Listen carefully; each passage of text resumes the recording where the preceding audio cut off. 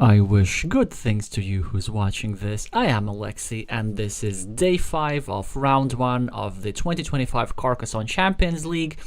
We're all about to witness a Group E match where VisitorQ of Catalonia will be playing the Polish master with the screen name mtuu, your usual best of 3 format. The game is about to start, I'm gonna presume. Also, look at how cool the website they made, that every single name of a player is a link that you can click on that takes them to their profile page, and we can go to their game straight away, which has not started but is about to start, so we won't miss anything. As you can see, the Polish player in really good shape, rates it 771, and the Catalan player still has an expert level rating and probably overall more experience, as they played multiple times for Team Catalonia at the World Team Carcassonne Online Championship. mtuu, though, is now the Polish national team captain.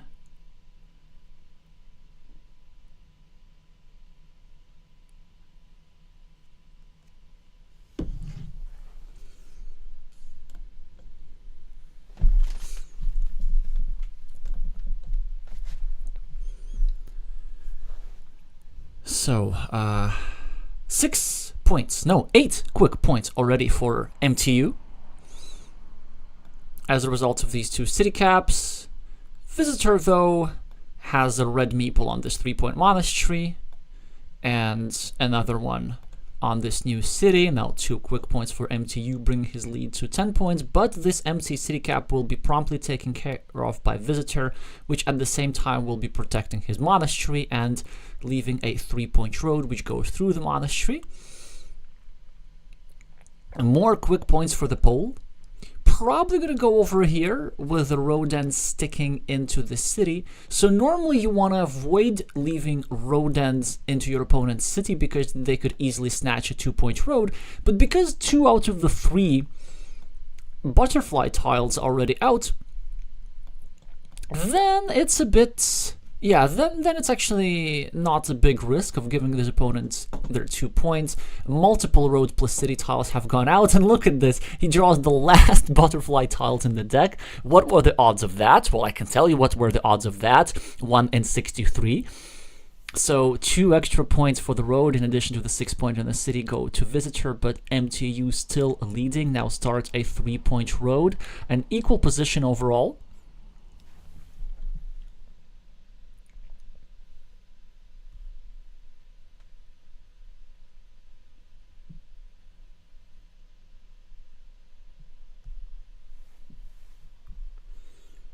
Wow, what an interesting move here by Visitor. I actually really like it. So look at this. It starts a new city in a dangerous place, but that's okay, because if the square gets blocked, the green road meeple will be trapped with 3 points, and Visitor here will be able to develop his city. And he's probably might even want to do it right now, but instead he chooses to block, not to block, but to try and block green city on the right. Now it actually makes sense because this square is really vulnerable. A straight line could commit it to a starting tile, and there's only 2 of those remaining. And even if green draws a tile that fits into this square, then the red will still have this platform over here to invade. Green now just keeps taking quick points for crossroads. This gives red an excellent chance to take this 5-point road and meeple. It's a mildly dangerous spot, but ain't no big deal. Probably green wants to go over here with the farmer over without, probably without for now, and just try and restrict that square towards the crossroads, because 5 crossroads have been drawn early in the game, so very skewed tile draw. Also, notably, the fact that 3 butterflies have been drawn. This could really influence some blocking opportunities for both opponents. Yeah, and here, indeed, it's worth the 1-point sacrifice. So green is building up red's monastery, which of course is unfortunate for green, but then only 3 crossroads remaining, and later we could go over here and try and block the square completely, and we could even do it right now. We could just... but this is way better. Green decides to finish his road and also drop a farmer, whilst not helping visitor's city very much. Now the city is actually in a vulnerable position.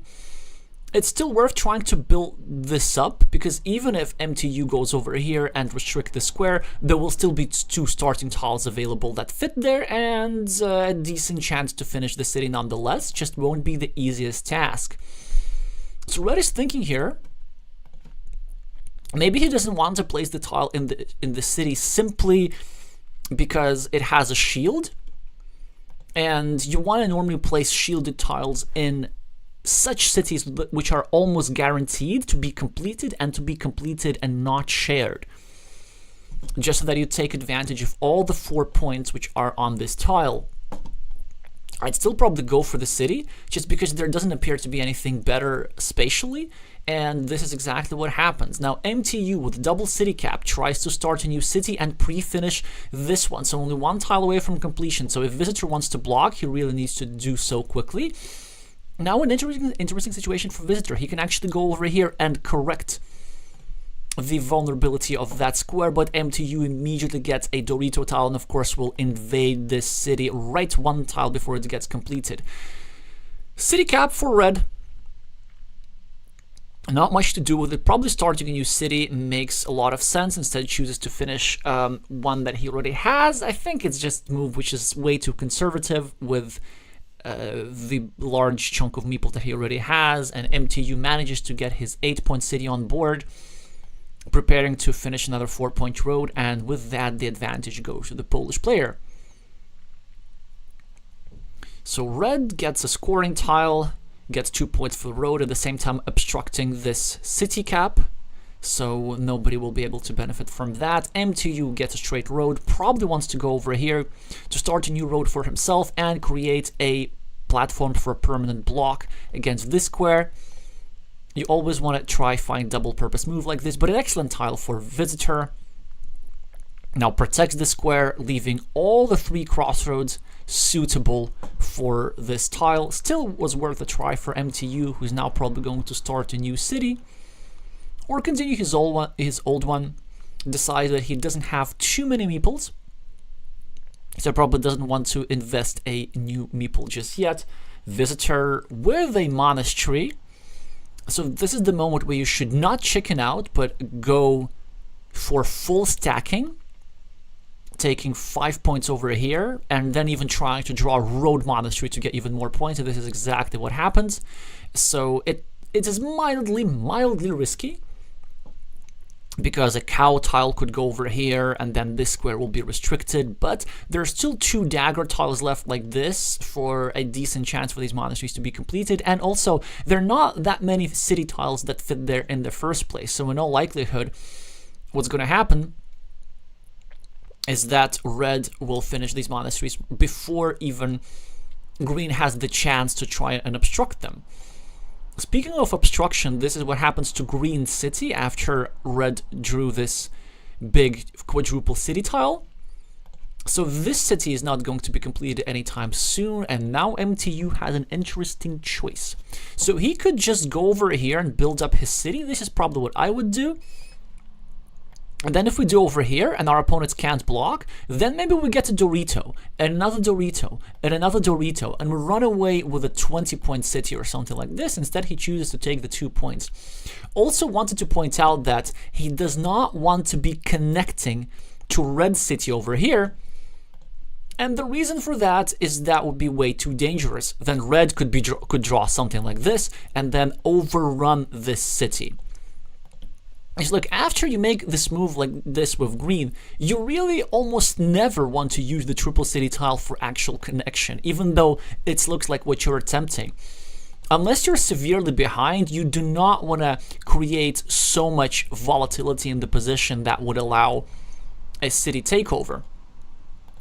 And here also by mtu, I think it's a bit of a dubious move starting a new city over here. It has some good intentions. It wants to build up the field, because let's say after red places a tile over here, which may or may not be a monastery, then this city cap will be in the field of green. But the reason why I don't like this move so much is that it allows red to get a vanilla city cap, go over here, get a Dorito, and get a triple city tile, and then overrun this city like that. So it's actually not at all that unlikely, and I have lost multiple cities like this in my Carcassonne career. And this is what's gonna happen now. Like, if you're no, come on, boring, uninspiring. Why would you do that? Even it was such a great chance. It was a really high probability city takeover as well. Maybe he didn't want to spend his last meeple, but again, Reds could have gone over here with a meeple over here, and now he would have drawn the Dorito to go over here, and then he would have been one tile away from getting himself a 20-point city. Extremely disappointing, and I would even have to say that that's a mistake strategically.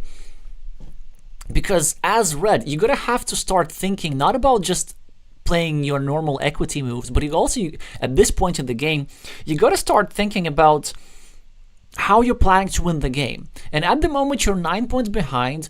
Okay, well, you're gonna get this road, but your opponent's gonna get this road, so that's a wash. You have an extra monastery, but it doesn't quite seem to be enough. So you really want to have these multiple threats. And also, now that I think about this, invading over here probably has no downside at all. Like, it's a really low-risk invasion, so you're going to have to keep your last meeple to yourself for a while, but it ain't no big deal. By the way, also, VisitorQ would have finished the city by now. There were still 3 triple city tiles available, and he drew one of them. Now cannot benefit from a 20-point city, and this is very likely to just cost Red the game here. So what can he do? He can probably go here and block that square and also try to put pressure on this city. Instead, he tries to put the pressure on the road, but is unsuccessful as Green gets himself 4 points and a meeple back with the help of this curve. But Visitor is now trying to complete the monasteries. MTU cannot obstruct. And there's still plenty of road tiles available to fit into this square. Probably could go over here, maybe taking care of this square. No, that would be a bad idea. Why would you do that? Maybe we could go over here, try to put some pressure from above. It seems to be a bit early to go over here and meeple the 6-point field. But he might do that anyway, simply because it's always unpleasant to be just discarding a tile with no obvious benefit.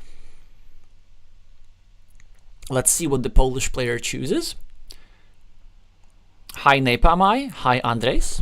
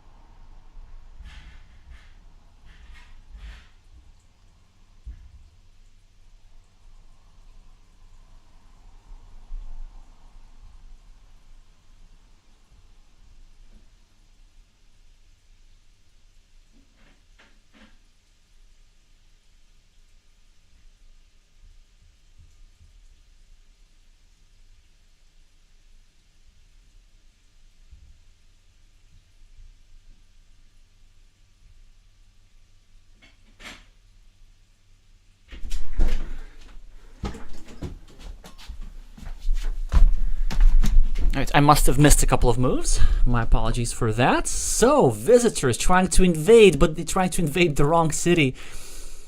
I mean, completing this city is so much less likely than completing that one. It will still be worth the meeple investment. It will score like 9 or 10 points. But not quite enough for Red to come back into this game. So we see that Green actually did invest a farmer over here. Visitor can probably go over here and now not allow Green's invasion. Instead, he chooses to harass Green's meeple over here a little bit. Certainly would be advantageous as he successfully blocks Green here. Green does not get a tile to give himself a meeple back, but a curve could be useful. Is it worth going over here taking 1 monastery point? It does not appear to be the case, since that would be obstructing Green's city. So really can't think of much. This looks like a strong move because it still allows green to draw the chance to get a triple city tile. And this would equalize this 1-point city with the 6-point city of red.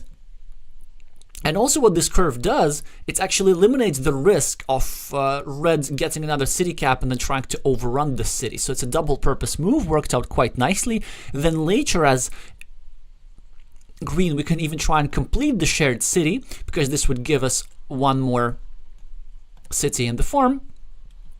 Red in the meantime managed to take over the city on the right. But now that red chose not to add points to this city, I have a suspicion that red intends to try and complete it. It is not going to work, but it is a noble intention. And look at this. What a miraculous pool of back-to-back monasteries, which allows green to expand his 6-point field way over here into a 9-point field, bringing this city into it. And then if he manages to complete this shared city, he will score for both of these farmers. Yeah, I really like how in Carcassonne sometimes these tiny fields grow and grow and grow in ways which are not easy to predict at the start. So, Dorito with a shield for MTU, who needs now to make a decision. Is it worth to try and go here and equalize this city/ruin? Maybe. What are we having for points here? So 2 monasteries roughly equal. I guess a couple points advantage for Visitor. Visitor still can get himself a road meeple back, although there's only 1 tile remaining that fits into that square, as green drew that one and that one. But let's say if red manages to get it, what? So he's going to get like 4 points for this road, 2 for this, so that's 6. So that's only -7, only -5 because this monastery has a couple more points, -6 because of this guy.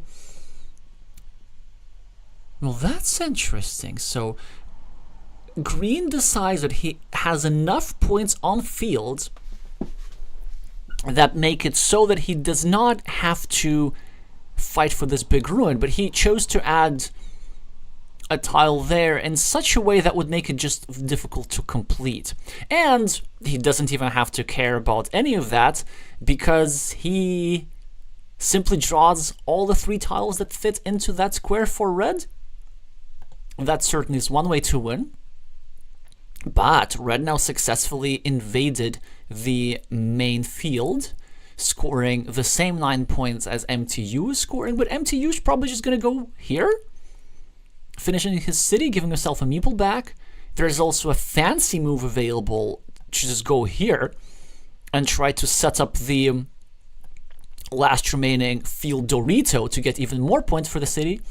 But he chooses that this amount of points is enough.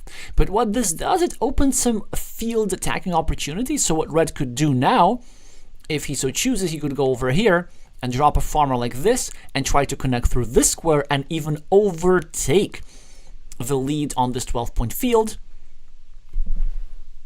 But even if that happens, I doubt whether that will have enough, and he chooses not to do it anyway. MTU gets a dagger tile, which is probably gonna go over here. That looks like a nice way to add 1 point to his monastery, sets up the vanilla city cap, of which there's still 1 remaining in the deck. And also this is the only tile that fits there anyway, and he would also try and further attack this square. And this is something that is worth doing because if I'm not mistaken, there is still 1 starting tile that fits there, and yes, I'm not mistaken. So there's still a tile that can get red his meeple back, and yeah, this really just seems to be the move. We are ahead overall as green, so it doesn't make sense to do anything risky. And also going over here would eliminate this fields connection opportunity that I was mentioning earlier. Maybe he's considering going over here, but given the fact he is 8 points ahead on the scoreboard and has a 7-point monastery, he does not need to equalize this 9-point city in order to win. He just simply needs to prevent the worst case scenario. So green sadly doesn't find this move or opts out of it. I don't think it's the way that makes it most likely to win this game. Red tries to block that square, but blocks in the wrong way, I think. And red gets the city cap anyway, just not the city cap that he wants. So maybe it's now time to actually go for the field. So we could go over here, drop a farmer, try to get one of the 1, 2, 3, 4, 5, 6, 7, 8, the one remaining curve, I guess. Trying to connect over here. Probably not the worst idea. But then we would also need to get the last remaining starting tile so that we finish our city and so that green does not finish his city and drop a farmer. The odds of that happening are 10% and 10% exactly. But maybe as red you don't have a better choice. Oh, so Wise May saying curves are gone. 1, 2, 3, 4, 5, 6, 7, 8, 9. Oh, so there are no curves remaining. Yeah, so sadly this farmer idea is not going to work. But maybe a different farmer idea is going to work. You know what is remaining? One of these guys, right? Yeah, and so, but it's a very tricky pattern to spot, and actually, I forgot who that was, but somebody missed, yeah, I think it was one of the American players who missed that in the qualification cycle. So the move here was to drop a farmer like this, trying to connect through this square, hoping to draw one of these tiles again. So that's the movement of the farmer. And then it also takes care of both city caps, because then if you're hoping for the 10% chance of drawing this tile and this tile, and if that were to happen, that your opponent is not going to finish their city because these were the last 2 remaining city caps. And if you're not draw both of these tiles, well, it doesn't matter because you're losing anyway. And just as I'm speaking, I'm realizing that my plan would not have worked because all 3 of these tiles have gone out. Yeah, I didn't notice this sneaky little guy. So that's why red decides to finish green city, thinking that he's Dr. Taihan. Those of you who've seen the respective video will know what I mean. I guess that's one way to invade this field, but it's just not good enough. Red now doesn't have any good moves, and the last starting tile is drawn by mtuu, who claims a 5-point road with it. Visitor doesn't even get an invasion tile. Probably gonna just dump this city tile somewhere for 0 points and lose this game in with a big point difference.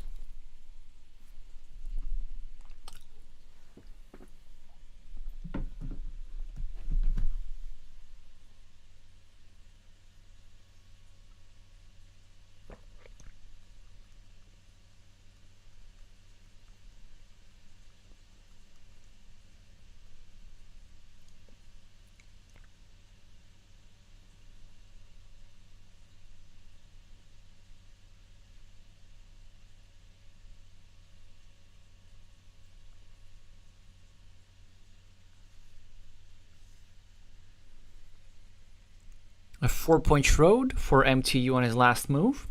Let's see what the point difference is. It's going to be quite big, but regardless of the point difference, I think this game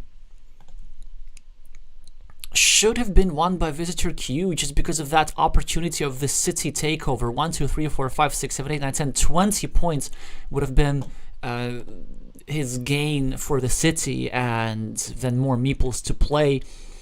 And even though he ended up losing with more than 20 points with that extra meeple to play, he would have probably equalized one of the fields. I would not have resorted to drastic measures like this. Was sadly a missed opportunity, but the Polish player very nicely closed down that opportunity a couple of moves later, then managed to invade himself and then preserve the majority on the main field, leading to a win of 27 points. So the highest rated player wins. Let's see if the Catalan expert responds with something more substantial in the second game. So he does get the starting player advantage in the first 4 points. mtuu gets the first green meeple on the monastery. Visitor is going to take care of the city cap. It's not obvious which way you want to rotate it. It's not the worst idea to actually rotate it like this and then try and build up the city next to the monastery. Worst case scenario, both of these meeples get blocked for like the same amount of points. Instead, he chooses to turn it outwards, which is a totally legit idea. So it does give an easy invasion square and an easy monastery spot. But then what's the upside? Well, I guess the upside is that if you can dodge an invasion, then you get to build it up over here without having to share points with your opponent's monastery. But as he successfully dodges an invasion on one side, mtuu has created an invasion platform on the other side and even dropped an early farmer. Green's now probably looking to go over here or over here, expanding his field, but instead he chooses to create another invasion platform against the city. That's actually a really nice tactic because he can use city plus road tile for invasion on the left, or city plus field tiles for invasion on the right. City plus road tile, it is what he has happened to draw. So his tactic ends up working out.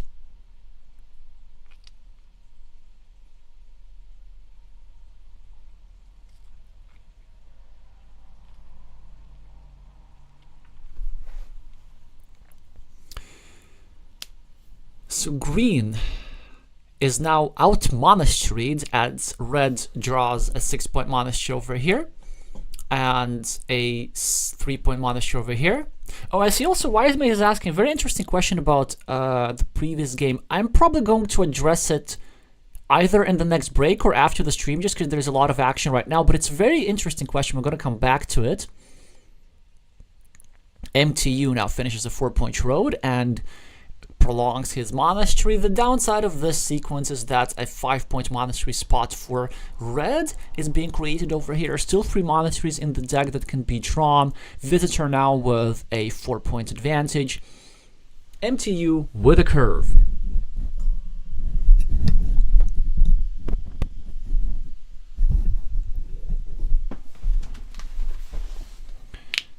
Still thinking where to place it. So yeah, he decides to make a 0-point move simply for the sake of getting his monastery meeple out. It's a 0-point move because he's adding a monastery point to himself and to red's monastery as well. Red makes a move which I like it and I don't at the same time. So the upside is as follows. It is 1 point to the monastery and it really restricts green's field a lot. So for example, if we just get to put one more straight line over here, then suddenly we're running out of green squares. Well, I guess there's still this green square.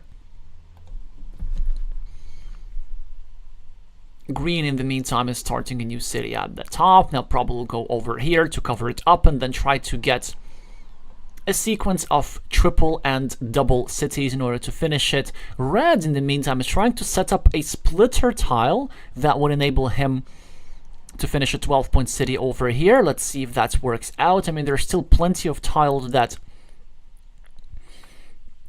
green can use for connecting these two cities, and even if red draws a splitter, green still has a chance to finish his 8-point or 10-point side of the city with one of the butterfly tiles, for example.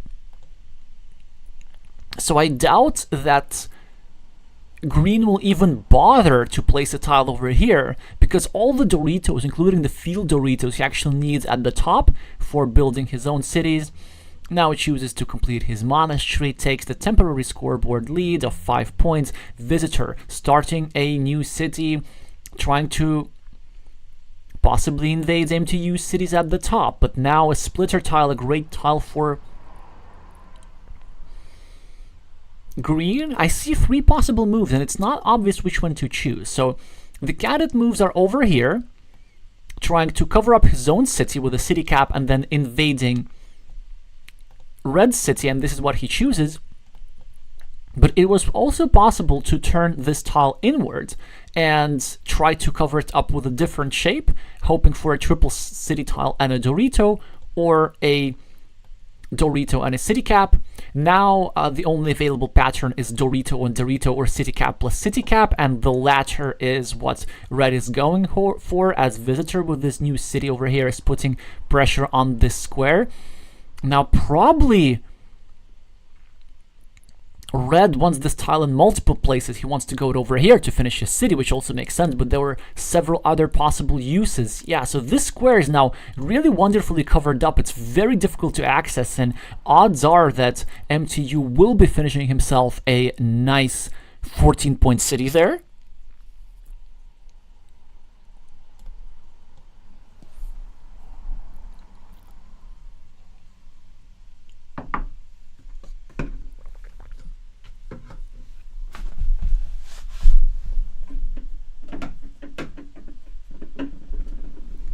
And now the Pole is thinking where to place the shielded triangle. Of course, he could go over here and equalize the city, but that would be bad. Seems like a woefully inefficient move.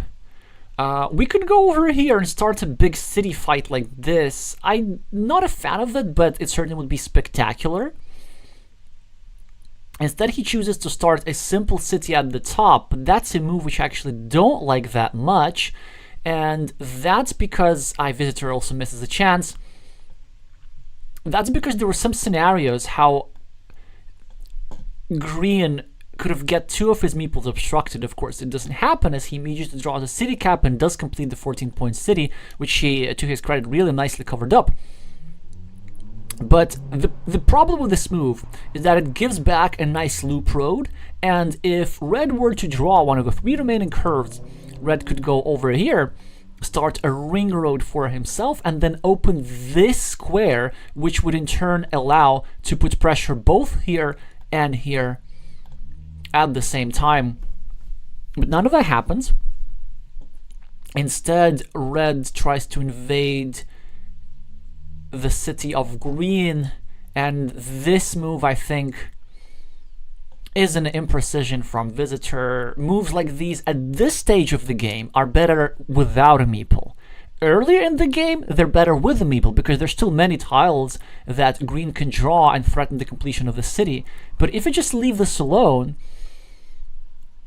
green really needs to get a lot of tiles in order to turn the city into a real threat.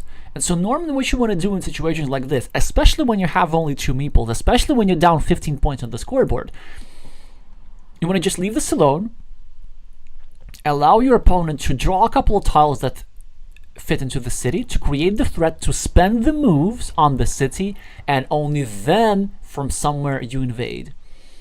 Sometimes, of course, you get unlucky and then your opponent just runs away with all these city tiles in a 16-point city, but this happens rare enough that risking it would not be a big deal.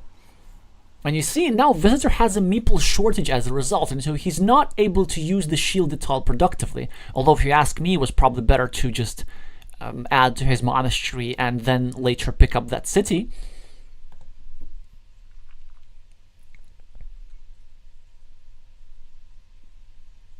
Green now tries to put some pressure against this monastery square, which is something I think I'm okay with ignoring if I'm red, but maybe going over here is not the worst idea. Red decides to start a new road, but I'm so surprised. Why wouldn't you turn it the other way? Setting up another road going through your monastery and also restricting the field more. I think it's a massive imprecision, and I'm also shocked that it just took so how to say this, not a lot of time, just a couple of seconds. So this move over here would set up a nice 5-point road which red can meeple upon completion, and there's still plenty of road end tiles that could allow an easy 6-point road and a meeple back with further restrictions of the field. There are even some options of actually building a gigantic road like this with a bunch of curves and crossroads and straight lines, and that'll be a way to get a lot of value from tiles which normally don't give you a lot of value.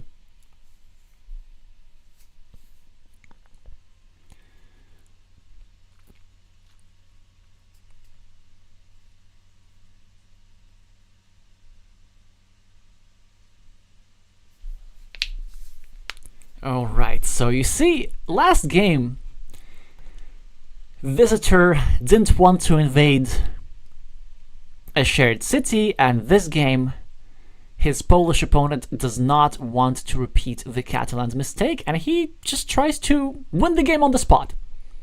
He thinks that 13 points on the scoreboard are not enough. Let me just take this 24-point city instead. And the cool part about this is that it's so likely to work. Because, well, first of all, there's this tile over here, but even if you were not to draw it, there were still 2 tiles like this that fit into this square.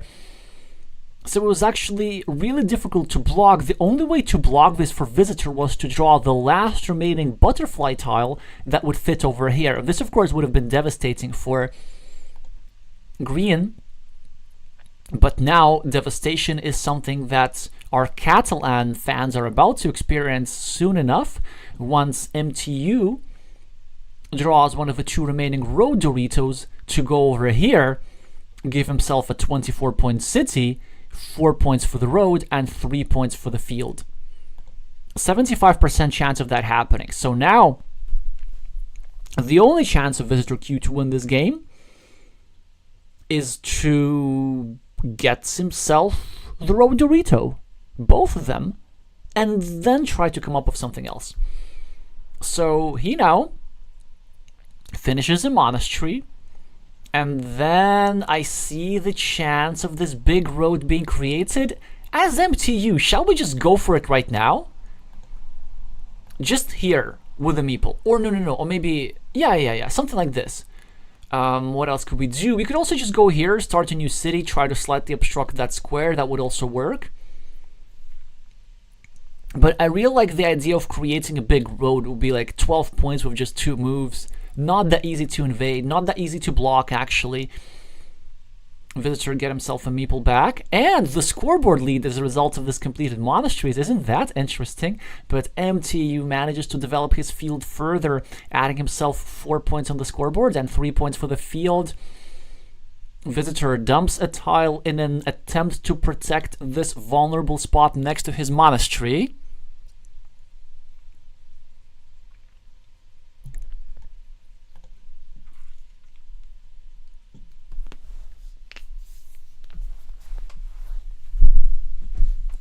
MTU with a straight line.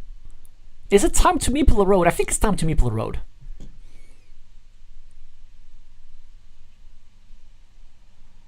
Or maybe we could go over here, because look at what MTU did. He actually managed to block this square, which now connects to the red side of the city.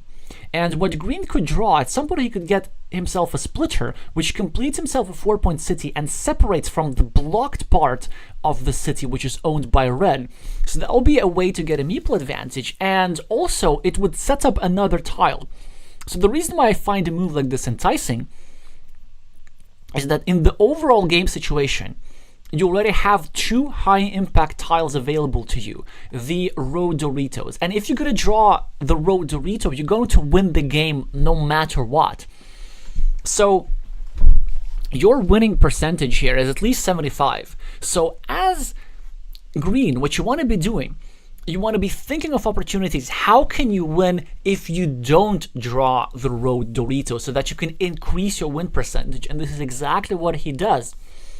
So he sets up that splitter move. Unfortunately for him, it doesn't work out as VisitorQ draws the splitter. But also what that means is that VisitorQ is actually less likely to draw both Doritos with the road. Well, because he needs one more move to draw a splitter, he's going to have fewer attempts and fewer tile draws that would enable him to draw both of the tiles that fit into that square.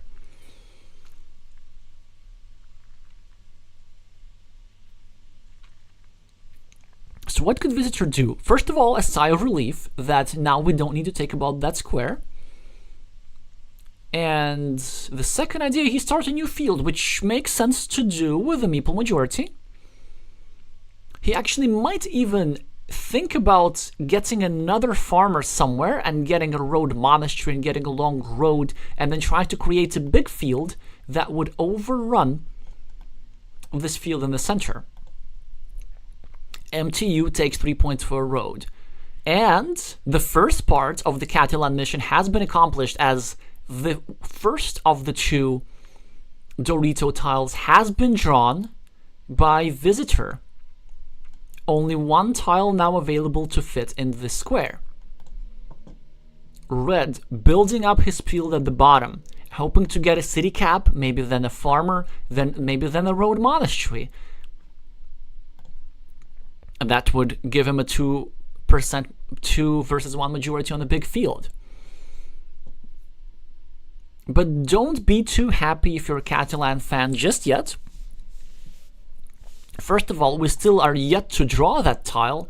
And second of all, even without this tile, this city in the center gives enough points to green even without completion.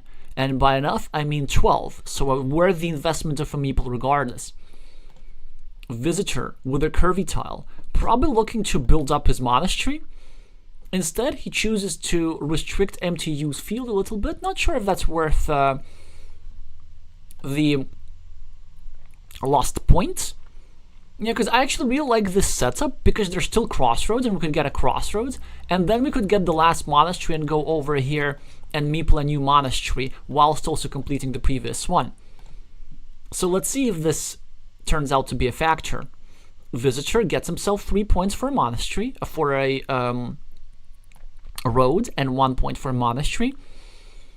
MTU with a scoring tile, but the only way to score is go over here, which would give himself 3 points for a road, but it would give 1 point to Visitor and bring his monastery one step closer to completion. 1, 2, 3, 4, 5, 6, 7, there's still 2 curves remaining, in addition to the road monastery. Visitor gets the second Dorito tile. So these meeples are blocked. They will not be completing this city for 24 points. They will not be giving MTU an easy win. They will be making him work for it. And suddenly the position does not look bad for the Catalan player at all. He has an 8-point monastery, which sort of compensates these farmers. He's going to get the meeple back from it, which will allow him to score a little bit more with his new meeple. He now finishes this city over here for 10 points and expands his field a little bit. MTU with a straight line and only 1 meeple to work with, so no great ideas how to use it. Maybe going over here to restrict the square is a good idea, given the fact that there's still 1 butterfly tile available, which now would not fit into the square. So there is a threat of red drawing easy 7 points by completing a city over here. So that's one option. The other option is just to go nuts and meeple the 7-point road straight away. I'm not sure if we're that desperate that yet. And also, wait, are we even desperate? Are we even behind? So this looks like a good time for a point count. Mini battle at the top, +1 for Visitor, +4 on the scoreboard, that makes it +5. Here, 1 city versus 3, that's 2 points. So this means that +7 for Visitor because of this monastery, +15 for Visitor. These 2 fields cancel out. You know, okay, it's a bit. There's no point in counting because the points are being added. But overall, it should be close. So Visitor does get the last butterfly tile for 7 points, something that could have been prevented but wasn't. And it looks like we are seeing a comeback here, because mtu does meeple the long road. He cannot seem to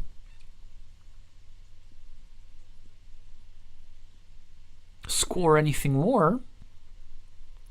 I guess in theory, with a couple of curvy tiles which are not even in the deck, he could go over here and try to bring that city into his field, but merely a couple points available for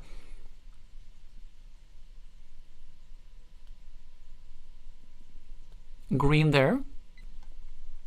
And yellow could actually, well, yellow couldn't do anything because yellow's not playing the game, but red, for example, could go over here and even try invading this field, provided that there are enough of road tiles available, which I don't think there are. 1, 2, 3, 4, 5, 6. I still don't see where the 8th curve is. 1, 2, 3, 4, 5, 6, 7, 8. Ah, yeah, there we go. So only one curve remaining. mtu with the monastery tile and a chance to win the game. Will you look at this? So he can now go over here. Maybe that's the part of his big plan. And then he can hope for a 1 in 3 chance that he gets a curve, in which case he would place it over here, and then all the fields would be connected, and he'll overrun that big field of red. So first of all, it's just the best move regardless, because if you go over here, you add a point to your road, and you tie together a 6-point field with a 9-point field of your opponent.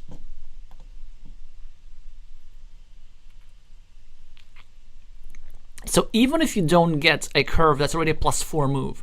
But if you do get a curve, you're going to get 12 points extra. And this is exactly what he tries to do. But Visitor now, with a straight line, he has a chance to block this idea. And if he so chooses, he could even invade the field himself, hoping for a curve himself. But, oh, are you kidding me?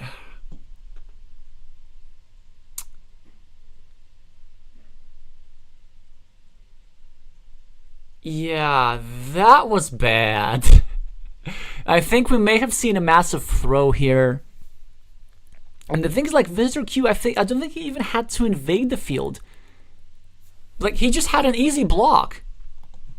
He just had to go over here and not allow this curve to be placed. It's not difficult to spot at all. I'm really shocked about that move. And also with 2 minutes and 50 seconds on the clock. Yeah, so that's what sometimes happens if you play too quickly. So, boy thinks he's RNG. But there are very few players in the world who can actually sustain high levels of play at this speed. So RNG is one of them, but even he sometimes makes speed mistakes. Probably only Pere Vives, the other Catalan famous player who can play at this speed with high accuracy. Well, I guess a slight consolation prize for the Catalan is the fact that blocking in and of itself was not enough. So if you were to go over here, then this curve would not have been placed here, and this would mean that... Oh, actually, you know what?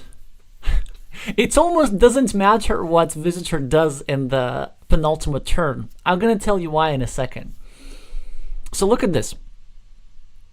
If this move were to be prevented, then green would not gain a majority on this field, and this last move gave green 12 points. But even if green doesn't have 12 points, green still wins by 3. So what red needs to do, red simply needs... Yeah, actually, red probably needs to invade the field himself like this and hope for a curve. Or actually, it doesn't even matter. No, red needs to hope for a curve to take this 9-point field. It's so interesting that from red's perspective, you need a curve regardless. So it literally doesn't matter what you do on your last move. So I guess if you want to be playing the most precisely, then the move is to go over here and drop a farmer, because that way you get the most points. But in order to win, he just needed to get a curve and get himself 9 points over here. Was that calculated? I highly doubt that, but if that was calculated, then this penultimate move really doesn't matter.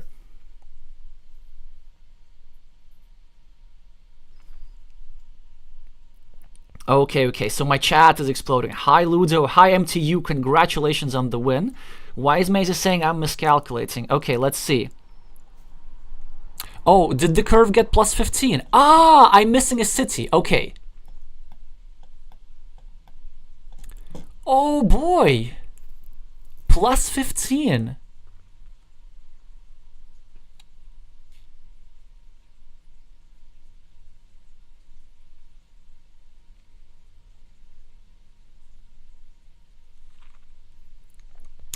Oh, then you know what the winning move is. The winning move is really tricky to spot, but Visitor had 100% win.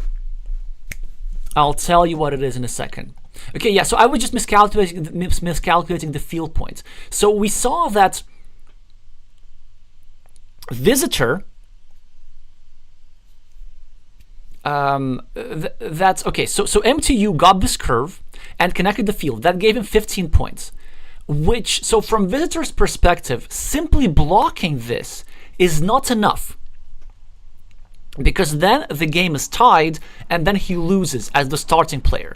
So he needs to score at least 3, and you see with this tile he scored 3. Wait. He needs to score what? He needs to score at least 1 more point that he actually scored. So he scored 3, he needed to score 4. So how do you make sure that you score 4 points with your last meeple? And the answer is this. You have to go over here with the curve to block the invasion, and then you have to meeple the 3-point road. So that way the game is tied, and then what happens? If you get a curve, then you get to prolong your road for 5 more points, and then you win plus 5. But if you get this stuff, then you just add 1 point to your side of the city, to this one or to this one, and then you win the game plus 1, and there's absolutely nothing that MTU can do. So interestingly, if I did not mess this up, and I don't think I did, then Visitor had a chance to win this game with 100% chance with 1 move and 1 move only. But still, like, it's not actually that hard to spot. Okay, so it's a bit difficult to count that you need to meeple the road, because that's a bit counterintuitive.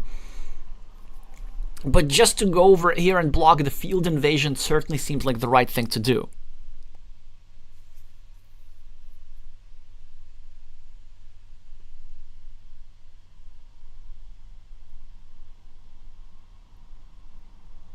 And also interesting that you absolutely have to meeple the road, because if you don't,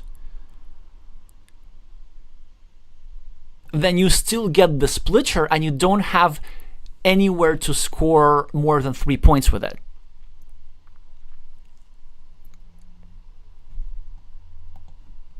So you need to score 3 points for the road and then a 4th points with the city tile. Or, of course, 5 points over here. Well, lovely endgame, actually. So this must go to Koki Yamaguchi for his website. But yeah, sadly, the Catalan player could not... Well, honestly, I have to say, like, because like normally, I don't want to like be too disparaging of players making mistake, but with 2 minutes and 15 seconds on the clock, kind of felt that he sort of didn't bother. So the reason I'm so critical of players playing quickly, because very often it doesn't come from a place of I'm so experienced, I'm so good. It's almost to me like it comes from a place from not caring, which I guess is your prerogative, but then why play a tournament? Like, why play a tournament with 48 of the best players in the world? Then maybe just give somebody else from your team a chance to play. Hi, Concord. Yeah, so the 6-point field on the left, in fact, was enough, But the thing of the 6-point field on the left, the geometry of that is such that you can only take it with a row tile like this, or with a curve, so that would be a 9-point field. So going over here and meepling the road is the only way to make sure that you win, even if you draw this clunky divider. And it's something that is possible to figure out in 3 minutes.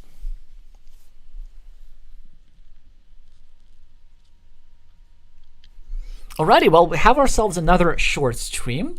Hopefully it was at least somewhat entertaining. I know that we always not were able to follow everything, and my tile counting sometimes is a little bit off. I'm gonna try and practice a little bit more before our tomorrow stream. First of all, congratulations again for MTU for asserting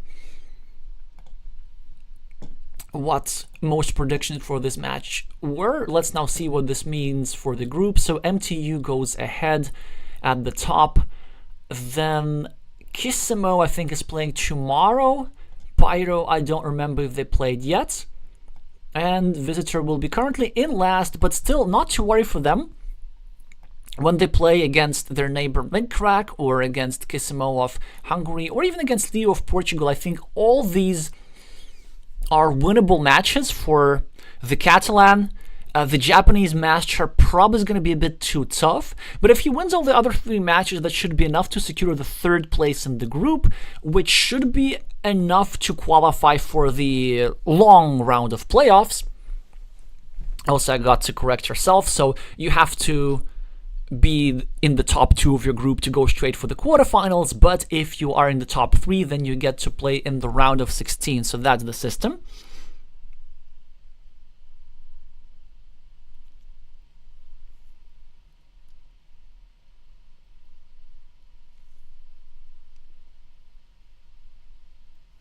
Oh, yes, Wise Mace, thank you for reminding me. So let me see if we have this game open. Yes, we do. So this is game 1. And remember earlier that VisitorQ had the chance of going here with the city cap and trying to take over the city with the Dorito and the triple city tile. And it also turned out later that Red even drew those tiles, so he would have gotten the 20 point. He just didn't get that. So that was a missed opportunity.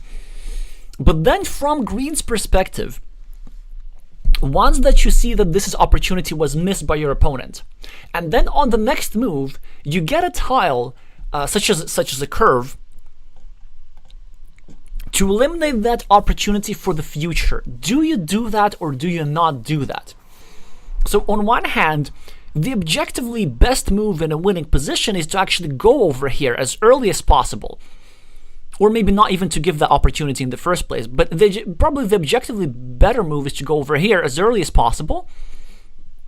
But then most of the time, you need the curve in other places as well, for example, to get yourself 1 monastery point, or maybe to obstruct your opponent's city somewhere. So do you prioritize that, which is probably still objectively the best move, or do you use your curve elsewhere? So because your opponent did not take advantage of this opportunity, it could be very tempting to think that they won't use that opportunity at all. Maybe they just don't see it. And so then you want to leave that opportunity open. But then it's a risk that most of the time I'm not willing to take. Because I really don't like the idea of sort of hoping for your opponent's mistake as part of the strategy. I do that, but I do that only when I am behind and when hoping for my opponent's mistake is the best chance. But then if I'm ahead, I'm probably going to make safer moves, even if I think that my opponent will not find the path back into the game. I still want to block that hypothetical path back into the game. But it's a very interesting question of whether you should play the move which is like best objectively, or the move which is most likely to win you practically, given what you know about your opponent and what you think that they are going to do. But also another thing about this situation here. Red did not invade the city, not necessarily because Red did not see that idea.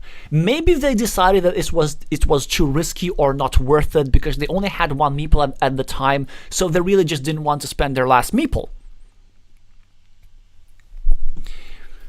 But it does not mean that they have not seen that idea entirely, or that they have decided that they would not going to do that no matter what. Maybe they decided that they were not far enough behind to risk this hard. A couple of moves later, after mtu scored some quick points, or maybe after mtu drew the last tile that fits into that square, blocking Red's meeple, putting Red further behind in their winning chances. At that point, it's entirely possible that Red would decide that, you know what, okay, I didn't want to attack the city then, I have to attack the city now, because now it is truly my only chance. So just because your opponent does not use a certain opportunity now, does not mean that they don't have an idea of using that opportunity later. So it's certainly risky to keep that opportunity open. But yeah, this is actually the kind of stuff that I really like in Carcassonne. So not only the objective mathy stuff, but the human aspect of it. I think that's what, you know, makes this game interesting. And also, we do know that Red is okay with taking a risk. For example, he did choose to invade this city and try to finish it. It's just turned out that it was the least likely of the two cities to be completed. But still, there was a possibility for Red doing something like this.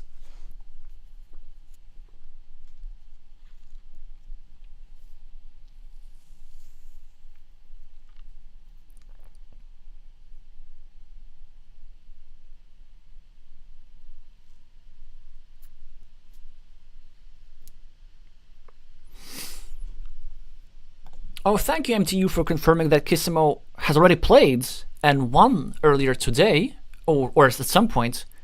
Wait, how did I miss that? Wait. Let's just look at the matches. And also, let's update the score. Oh no, I already did. Huh. Interesting. How did I do that so fast? When was that? How did I possibly miss the stream? Oh, it was when I couldn't stream. Okay.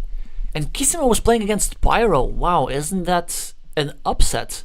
Very good for the Hungarian player to defeat this Japanese master, former captain of Team Japan, I believe. So what are we having ourselves tomorrow? Because I think it's a wrap for today. I don't think there were any new matches scheduled. MTU won.